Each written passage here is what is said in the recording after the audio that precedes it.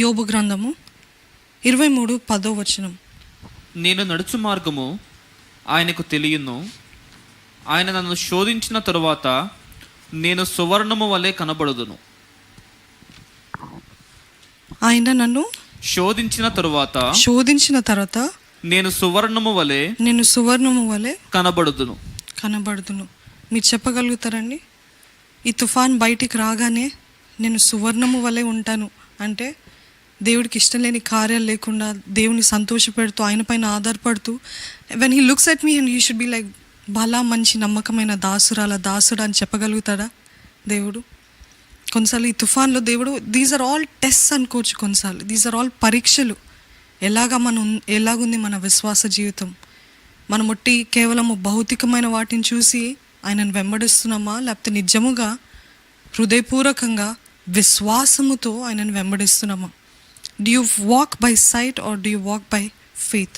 God is asking you today. ఈరోజు దేవుడు అంటున్నాడు, even if you have to wait, even if you have to cry, even if you have to do anything, do it with me. నాతో పాటు because I am with you.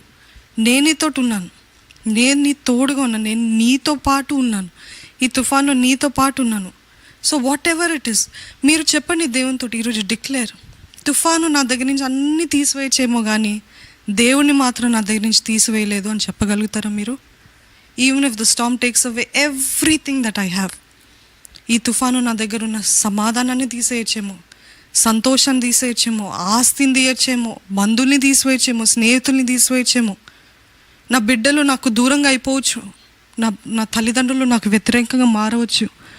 ఇవన్నీ తీసివేసినా కానీ దేవుని మాత్రం నేను విడిచిపెట్టను అని చెప్పగలిగిన స్థితి ఉందండి మీకు? ఇవన్నీ మీరు చెప్పండి, ఈరోజు ఈ క్షణమే చెప్పండి, తుఫాను నా దగ్గర నుంచి అన్నీ తీసివేయచ్చేమో కానీ దేవుణ్ణి మాత్రం నా దగ్గర నుండి తీసివేయలేదు. ఆమేన్, హల్లెలూయా. చెప్తారా అది? దేవుణ్ణి మన దగ్గర నుండి తీసివేస్తే, మనము లేకపోతే దేవుని దగ్గర నుండి దూరం అవుతే ఇంకా మన స్థితి ఏంటిది? ఇంకా మన గతి ఏంటి? ఇంకా మనకి ఎవరు మన అండ, మన కోట, మన దాగుస్థలం? నిజంగా ఆలోచించారు ఎప్పుడైనా? ఎంతసేపు తుఫాను కాదు కానీ దేవుని చూద్దామండి, దేవుని చూద్దాం.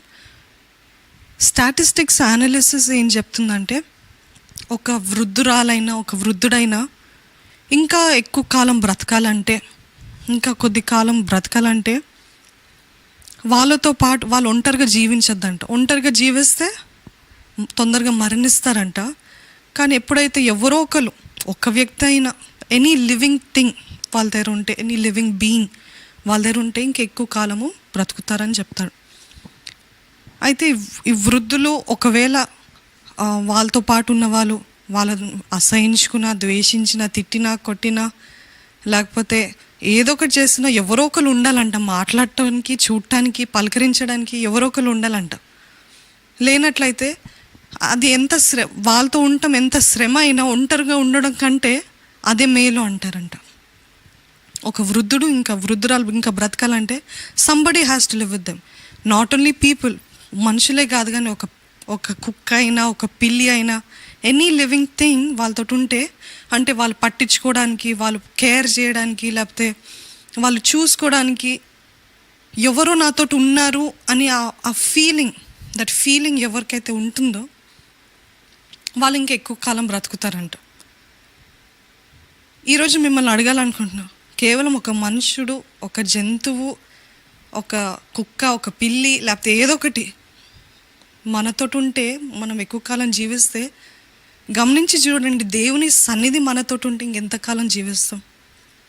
దేవుడు మనతో ఉన్నాడని తెలిస్తే మనం ఎంతకాలం జీవిస్తాం చెప్పండి? గమనిస్తున్నారా? ఈరోజు మీరు తెలుసుకోవాలి, దేవుడు నా పక్షాన ఉన్నాడు, దేవుడు నాతో ఉన్నాడు, దేవుని సన్నిధి ఉంది అని తెలుసుకున్నప్పుడు తెలియని ధైర్యం, తెలియని విశ్వాసం, తెలియని ఒకలాంటి శక్తి మనం పొందుకుంటాం. మీరు అనుభవిస్తున్నారా? అది దేవుని సన్నిధిని అనుభవిస్తున్నారా? మీరు చెప్పినా చెప్పకపోయినా దేవుడు మనతో ఉన్నాడు, దేవుడు మీతో ఉన్నాడు. ఈరోజు మీరు నోరు తెరిచి చెప్పండి, పలకండి, declare it with your mouth, I am coming out of the Storm with God. ఈ తుఫాన్ నుండి నేను దేవునితో పాటు బయటికి వస్తున్నాను. Because I know God will bring me out of this.